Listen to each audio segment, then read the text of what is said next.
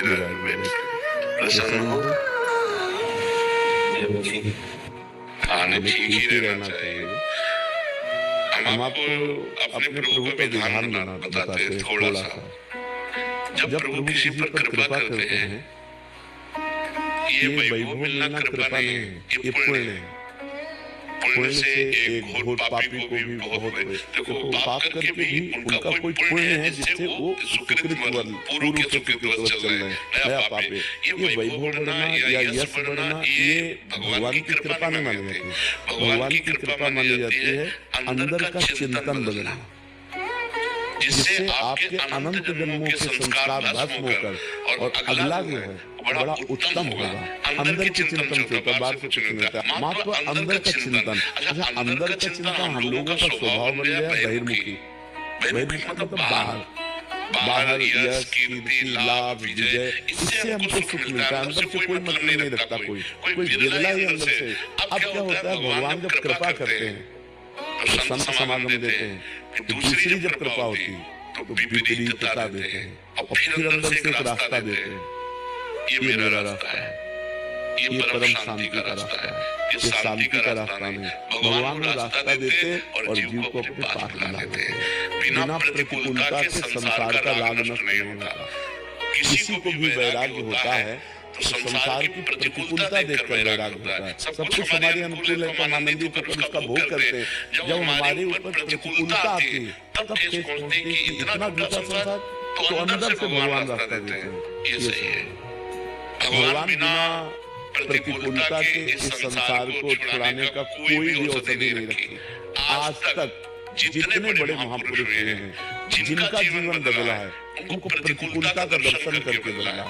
तो कभी प्रतिकूलता आए उस समय आनंदित हो कि मेरे ऊपर अब भगवान की कृपा हो रही है, कि मुझे सत्मार्ग में चलने की प्रेरणा मिल रही है।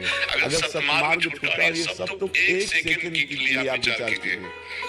अब अपना सुधार करो, अपने जीवन को सत्य में ले आओ, तो अगला जो होगा वो बहुत जोर का होगा।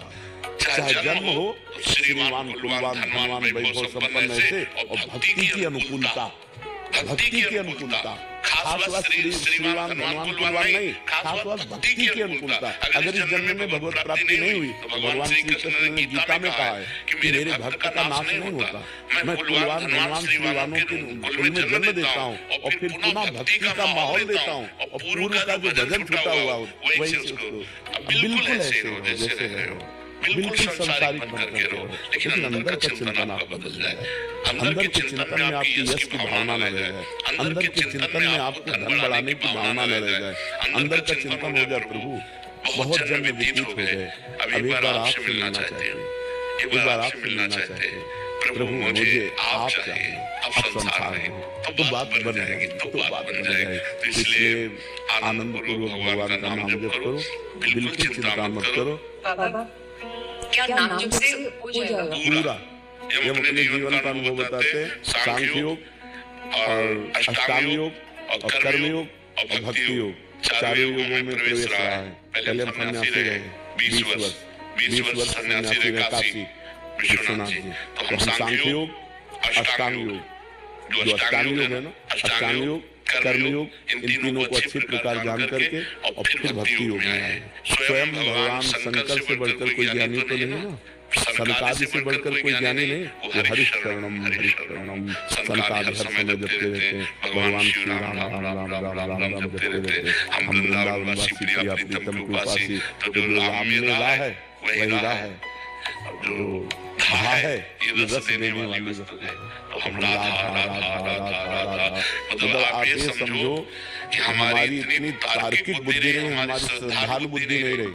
सन्यासी की जो बुद्धि होती है वो तर्क प्रधान होती है, कसौटी पर कसने पर। तो हम केवल भावुकता में राधा राधा का प्रचार नहीं कर रहे कि हमने सुना और ऐसे ग्रंथों में पढ़ा ऐसे कर रहे, स्वयं स्वाद लेके कह रहे और विश्वास के साथ कह रहे कि यदि आप राधा राधा जपते हो तो इसी जन्म में भगवत प्राप्ति हो जाएगी, इसी जन्म में। जैसे किसी से कहा जाए कि तुम सत्य बोलो, मंदिर में चढ़ के बोलो, तो हम मंदिर में नहीं, हम वृंदावन में बैठे। करोड़ों मंदिर इसकी समानता नहीं कर सकते, भगवान का परम धाम है। अगर राधा राधा नाम चल रहा है तो इसी जन्म में भगवत प्राप्ति हो जाएगी।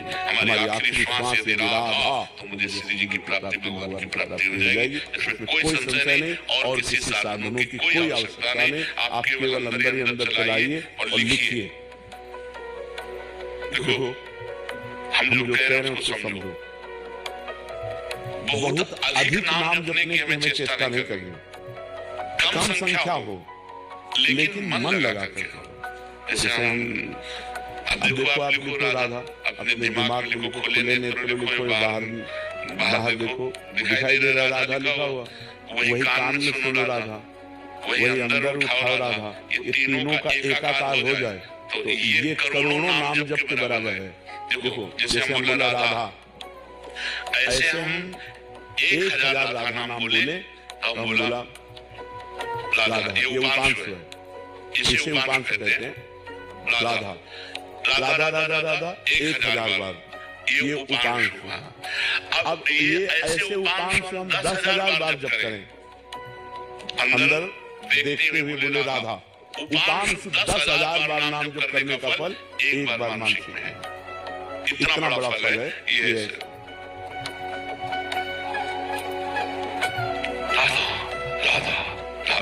चल रहा है, नेत्रों से हम उसे देख रहे हैं, कानों से सुन रहे हैं। आप देखना कि अगर मन भगेगा तो आप लिख नहीं पाओगे राधा नाम। अगर लिख रहे हो तो मन भगेगा नहीं। तो चाहे 10 बार लिखो, 100 बार लिखो, लेकिन एक अभ्यास बनाओ ऐसा कि कुछ समय शांति से स्नान आदि करके बैठे और राधा राधा लिख रहे हैं, उसी का चिंतन कर रहे हैं। इसे अपना जीवन बना लो, फिर आप परिणाम में खुद देख लेना। कोई घाटे का सौदा तो है नहीं, ठीक है। ऐसा ठीक है, ठाकुर से भी किए